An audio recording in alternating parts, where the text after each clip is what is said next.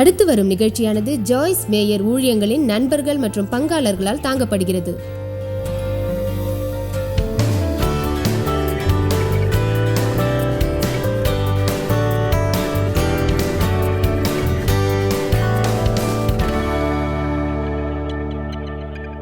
இந்த உலகம் முழுவதும் புண்பட்ட மக்கள் உள்ளனர். ஆனால் அவர்கள் எப்போதும் எதையும் அறியாதவர்கள். அவர் தங்களையே அறியாதவர்கள்.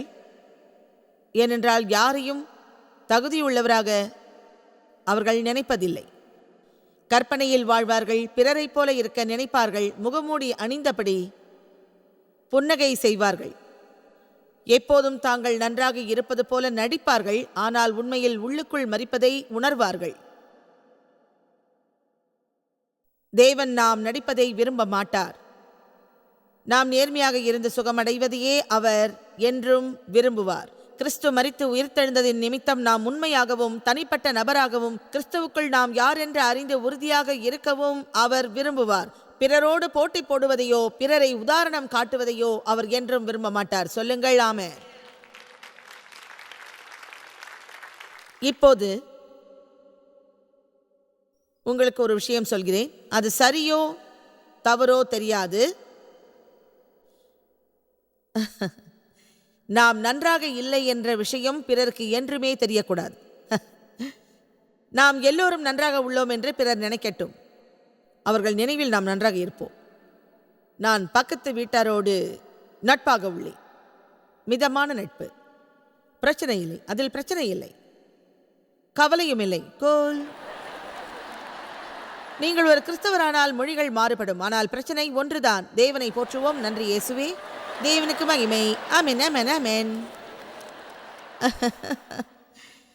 திருச்சபைக்கு திருச்சபை முகத்தோடு செல்வீர்கள். பரிசுத்த ஆவியின் புன்னகையோடு இருப்பீர்கள். அந்த அளவுதான் கிறிஸ்தவத்தை நீங்கள் அறிவீர்கள்.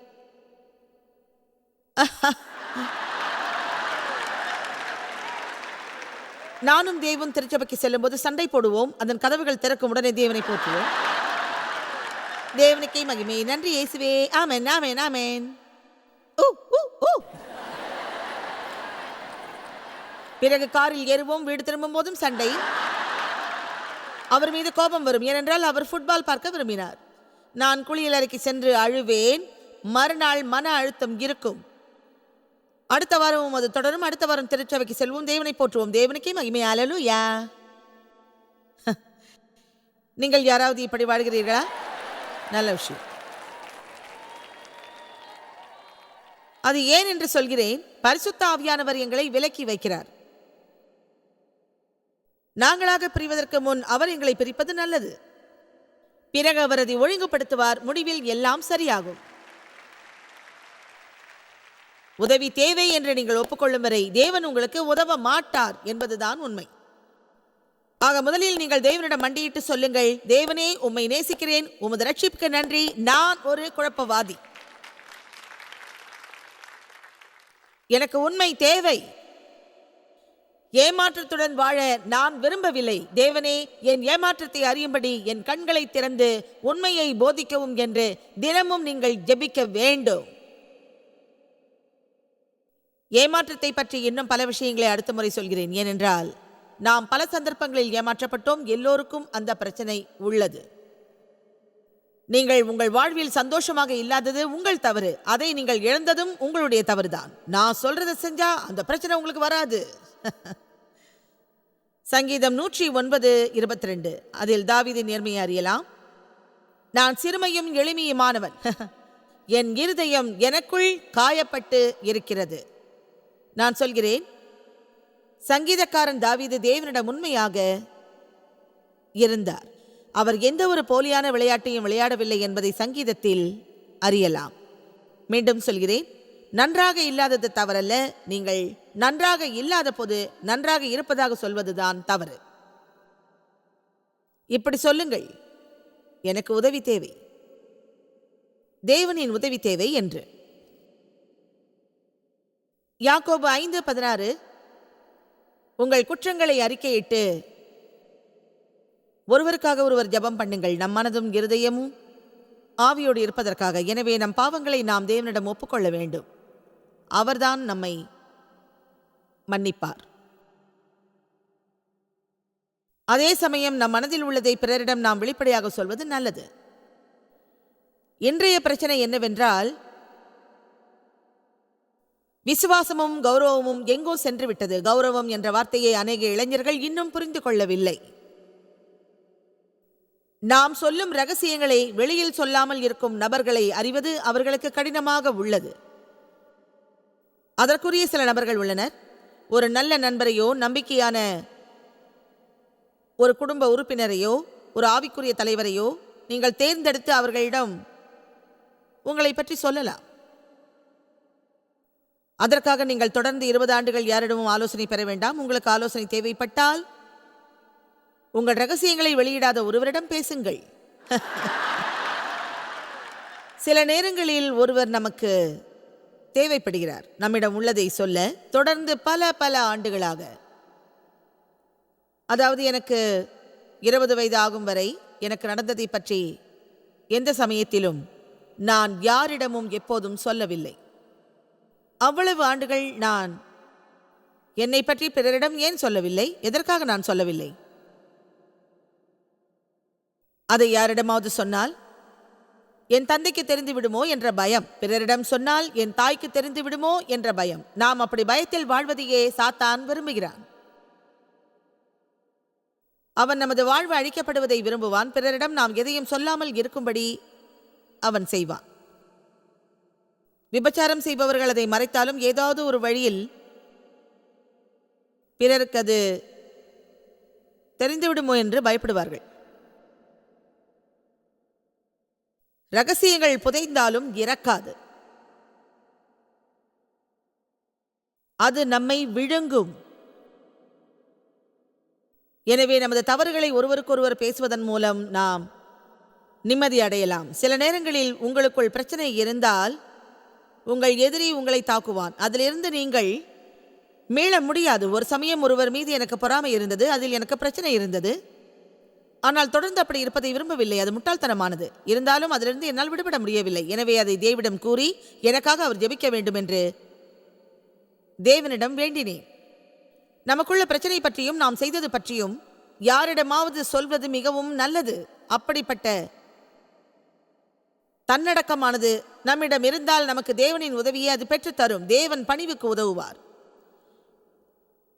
எனக்கு உதவி தேவை என்று கேட்பவர்களுக்கு நிச்சயம் அவர் உதவுவார். எனவே நான் சொல்கிறேன், இருட்டில் இருக்காதீர்கள்.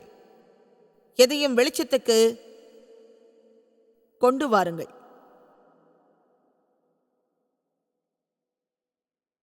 நாம் புண்படுத்தப்பட்டு நமக்கு பிரச்சனை வரும்போது பிறர் மீது நாம் பழி போடுகிறோம். அது அவர்களின் தவறு அல்ல.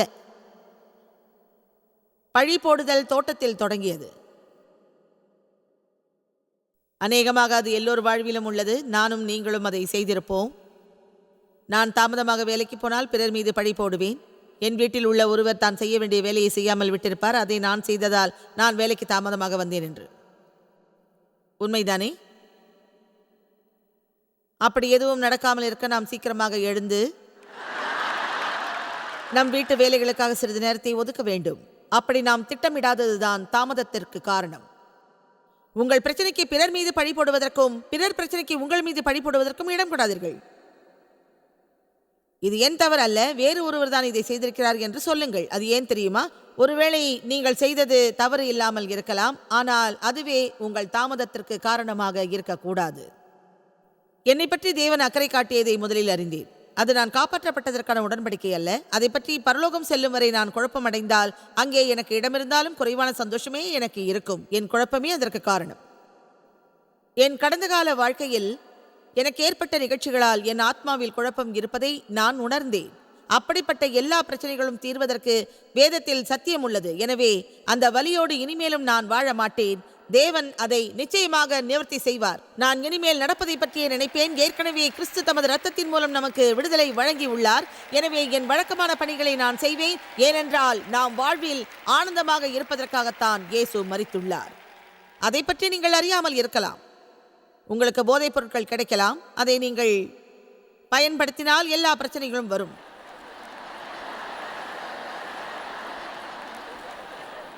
இன்னமும் நீங்க நீங்க தான் இருக்கீங்க, இந்த இடத்த விட்டு போகவே இல்லை.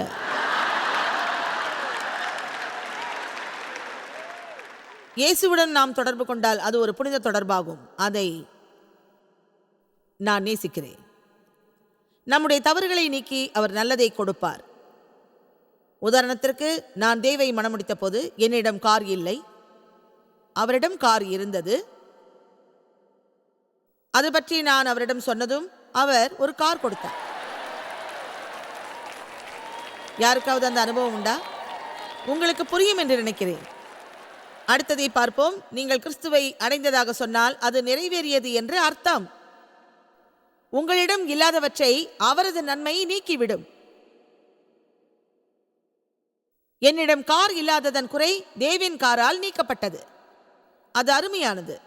அதன் பிறகு என்னிடம் இல்லாதவை எல்லாம் தானாக வந்து சேர்ந்தது. இந்த டீல் நல்லா இருக்கு. இயேசு துக்கத்துக்கு பதில் மகிழ்ச்சியும், சாம்பலுக்கு பதில் கிரீடமும், மன அழுத்தத்துக்கு பதில் மகிமையும், நமது அவமானத்துக்கு பதில் மரியாதையும், குற்றத்துக்கு பதில் மன்னிப்பும், இழப்புக்கு பதில் நம்பிக்கையும், குற்ற உணர்வுக்கு பதில் நேர்மையும், அதேபோல் மேலும் பலவற்றையும் வழங்கியுள்ளார்.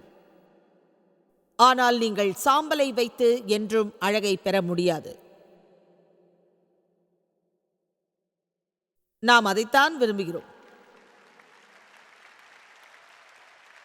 அதன் அர்த்தம் என்ன? அதாவது கிறிஸ்துவின் விருப்பப்படி ஒரு அருமையான வாழ்வை நீங்கள் விரும்புகிறீர்கள். ஆனால் ஒரு வியாழக்கிழமையில் அதை நீங்கள் அடைந்துவிட முடியாது.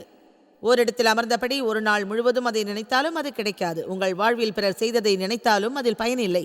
அதை எப்படியும் நான் அடைந்தே தீர்வேன் என்று சொன்னாலும் அது சாத்தியமாகாது. நான் அதை பெற மாட்டேன், இதை பெற மாட்டேன் என்பீர்கள்.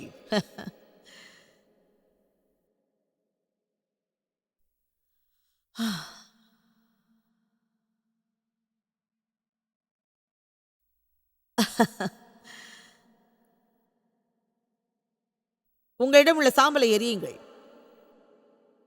அதை கைவிடுங்கள், உங்களுக்கு அழகு கிடைக்கும். ஆமென். என்னுடைய சகோதரன் 3 ஆண்டுகளுக்கு முன்பு குடி மற்றும் போதை பழக்கத்தாலும் மன உளைச்சலாலும் இறந்தான். அவன் என்னை விட 9 வயது இளையவன். அருமையாக வாழ அவனுக்கு எல்லா வாய்ப்பும் இருந்தது. இன்று எங்கள் குழுவில் ஒருவனாக இந்த கூட்டத்தில் அவன் இருந்திருப்பான். பல ஆண்டுகள் இருந்திருப்பான். அவன் கதை முழுவதையும் சொல்ல எனக்கு நேரமில்லை.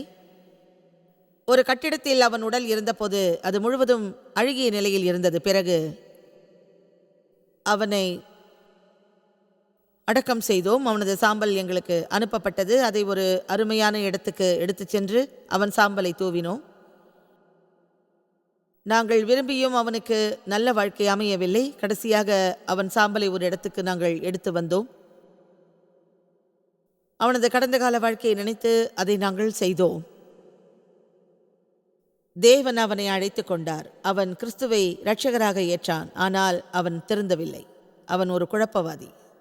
தேவன் அவனிடம் கருணையோடு இருந்தார். அவன் எங்கள் வேதனையை அறிந்ததோடு எங்கள் சூழ்நிலையையும் மிக நன்றாக அறிந்திருந்தான். சில நேரங்களில் இந்த தவறுகளை பற்றி பேசுவதை நான் விரும்ப மாட்டேன். இங்கு அப்படி யாராவது இருந்தால் என்னை தவறாக நினைக்காதீர்கள். இதை ஒரு உதாரணத்துக்காக சொன்னேன். தாங்கள் நேசித்தவர் தகனம் செய்யப்பட்டதும் அவரது சாம்பலை அவர்கள் ஓரிடத்தில் வைப்பார்கள், பாதுகாப்பாக. இது உங்கள் வாழ்க்கைக்கும் பொருந்தும். உங்கள் கடந்த கால சாம்பலை ஏதோ ஒரு இடத்தில் வையுங்கள். அடிக்கடி அதை பற்றி நீங்கள் நினைக்காதீர்கள். ஆனால் சில நேரங்களில் அதை தேடிச் சென்று நிச்சயம் பார்ப்பீர்கள்.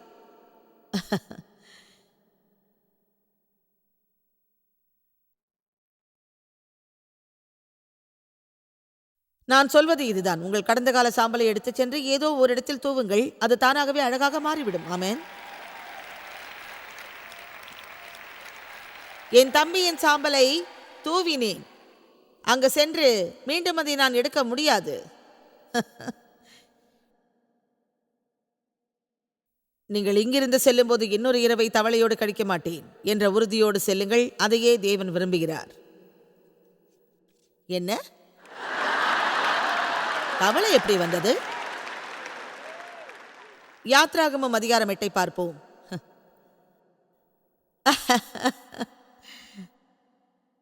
உண்மையில் அதை நான் இப்படித்தான் அழைப்பேன். மேலும் ஒரு தவளையுடன் என்பேன். யாத்ராகமம் 8. எகிப்தில் அடிமைகளாய் இருந்த இஸ்ரவேலர்கள் தங்களை விடுவிக்க ஒருவரை அனுப்புமாறு கதறினர்.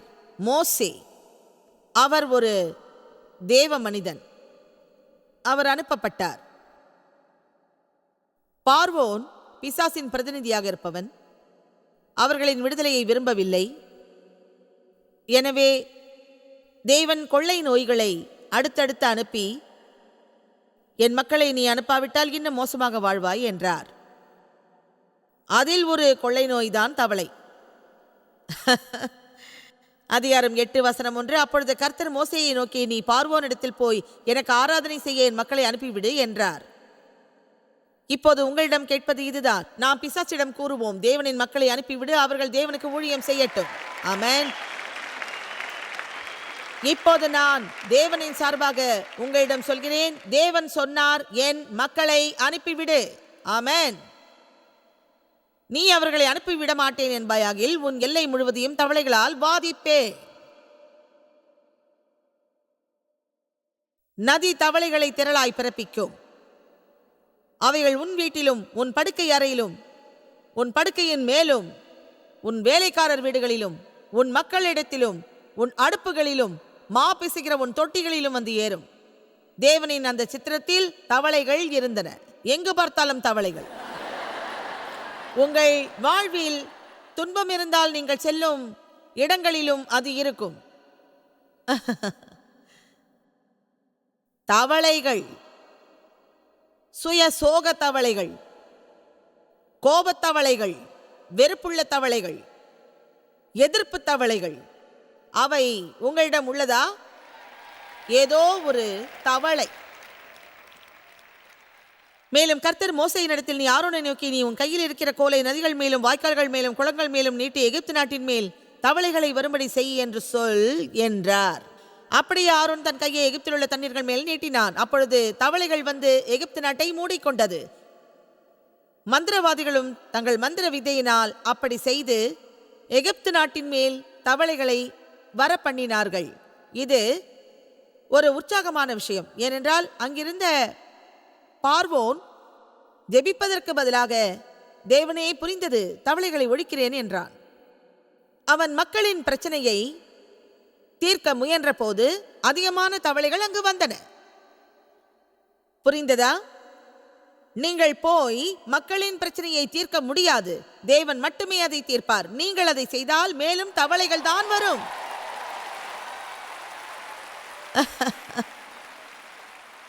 இது உங்களுக்கு புரிகிறதா? உங்கள் படுக்கையில் தவளைகள், உங்கள் விரல்களில் தவளைகள். வசனம் 8. பார்வோன் மோசேயையும் ஆரோனையும் அழைப்பித்து, அந்த தவளைகள் என்னையும் என் மக்களையும் விட்டு நீங்கும்படி கர்த்தரை நோக்கி வேண்டிக் கொள்ளுங்கள். கர்த்தருக்கு பலியிடும்படி மக்களை போக விடுவேன் என்றான். அப்பொழுது மோசே பார்வோனை நோக்கி,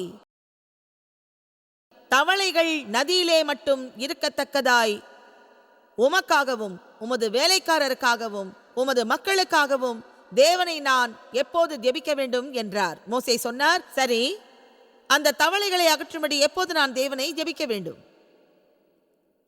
பார்வோன் சொன்னான், நாளைக்கு. இனியும் ஒரு இரவை தவளையோடு கழிக்கப் போகிறீர்களா என்ன?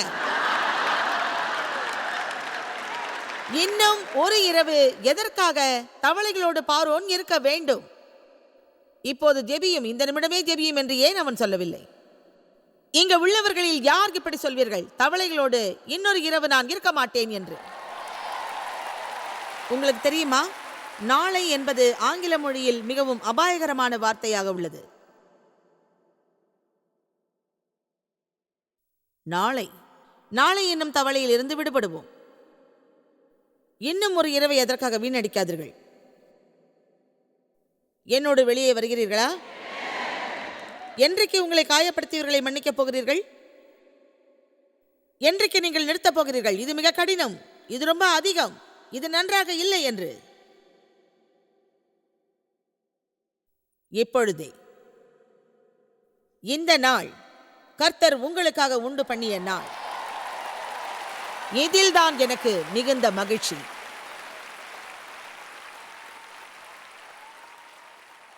உங்கள் வாழ்வின் முக்கியமான நாள் இது. கிறிஸ்து என்னை அழைத்த நாள் என்று நீங்கள் சொல்வீர்கள். உங்களில் பலருக்கு அது இந்த நாளாகவும் இருக்கலாம்.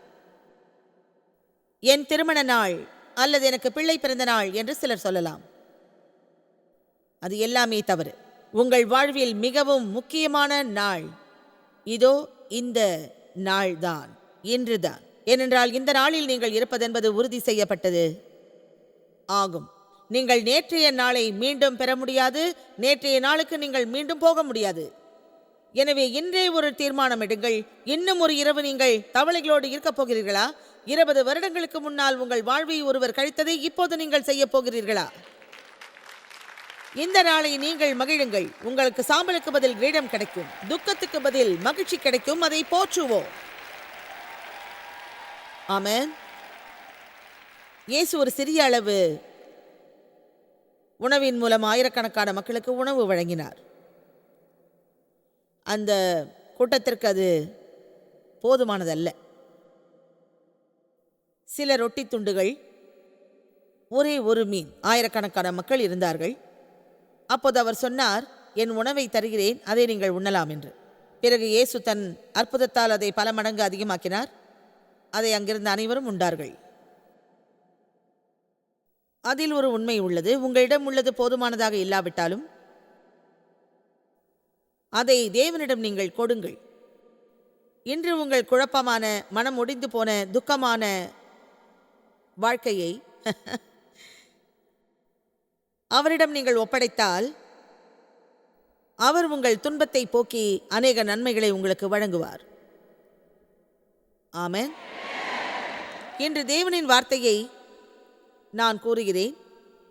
நான் ரொட்டியோடு கூட பேசுகிறேன். அது மேலும் அதிகரிக்கும். அது உங்களுக்கும் இந்த நிகழ்ச்சியை டிவியில் பார்க்கும் லட்சக்கணக்கான மக்களுக்கும் போய் சேரும். ஒரு அற்புதம் நிகழ்ந்தது. இயேசு எல்லா மக்களுக்கும் உணவு வழங்கியதும் அங்கே 12 கூடைகளில் உணவு இருந்தது. அதில் பல ரொட்டி துண்டுகள் இருந்தன. இயேசு சொன்னார், எல்லாவற்றையும் உண்ணுங்கள், வீணடிக்காதீர்கள் என்று. இப்போது நான் உங்களிடம் சொல்ல விரும்புவது, உங்கள் வாழ்வில் என்ற பல குழப்பங்கள் இருந்தால் அதை இயேசுவிடம் ஒப்படையுங்கள். அவர் உங்களுக்கு அநேக நன்மைகள் தருவார். உங்கள் குழப்பங்களை அவரிடம் ஒப்படைக்காமல் உங்கள் நாட்களை வீணடிக்காதீர்கள். உங்கள் வலி விரைவில் நீங்கும். உங்கள் குழப்பம் நற்செய்தியாகும். நீங்கள் நடந்து செல்லும் பாதையில் உங்களுக்கும் மற்றவர்களுக்கும் பல அற்புதங்கள் நிகழும். பல வருடங்களாக நான் சொன்னேன், நான் தவறாக நடத்தப்படாமல் இருந்திருந்தால், அப்படி எதுவும் எனக்கு நிகழாமல் இருந்திருந்தால், லாசரஸ் இறந்ததும் அவன் சகோதரி மரியாள் இயேசுவிடம் சொன்னாள், தேவனே, நீங்கள் இங்கு இருந்திருந்தால் என் சகோதரன் மரித்திருக்க மாட்டான். நீர் ஏன் இங்கு இல்லை? அதையே தான் நாமும் சொல்கிறோம். நான் அந்த சூழ்நிலையில் இருந்தபோது நீங்கள் ஏன் எனக்கு உதவவில்லை என்று. நான் தவறாக நடத்தப்பட்ட போது நீர் ஏன் உதவவில்லை என்று ஜெபித்தேன். அதிலிருந்து விடுபட தேவனிடம் வேண்டினேன். நடக்கவில்லை. அவர் நினைத்தால் அது முடிந்திருக்கும். ஜாய்ஸ், தேவனை நீ எப்படி கடிந்து கொள்ளலாம்? ஏனென்றால் அவர் உன்னை விட சுறுசுறுப்பானவர். உங்களிடம் ஒன்று சொல்கிறேன், அதை கேளுங்கள். அவர் என்னை விலக்கவில்லை, என்னை வழி நடத்தினார். உங்களை நான் கேட்டுக்கொள்வது, சற்று காத்திருங்கள். தேவனுடன் எனக்கு அனுபவம் உண்டு. தேவன் என்னை விடுவித்ததால் தான் இங்கிருக்கிறேன். இப்போது உங்கள் அனைவருக்கும் நான் நற்செய்தி வழங்குகிறேன். என் வாழ்வில் சுகமும் என் வாழ்வில் மீட்பும் உள்ளது. எனது நற்செய்தி மூலம் லட்சக்கணக்கான மக்கள் வாழ்வில் சுகம் பெறுவதற்கு வழிகாட்டும் ஆற்றல் என்னிடம் இன்று உள்ளது. அது ஏன் தெரியுமா?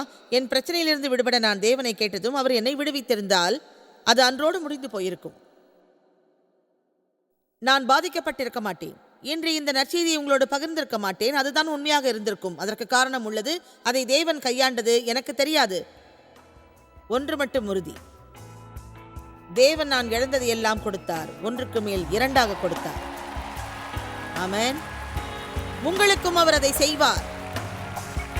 ஆனால் தவளை இருக்காது.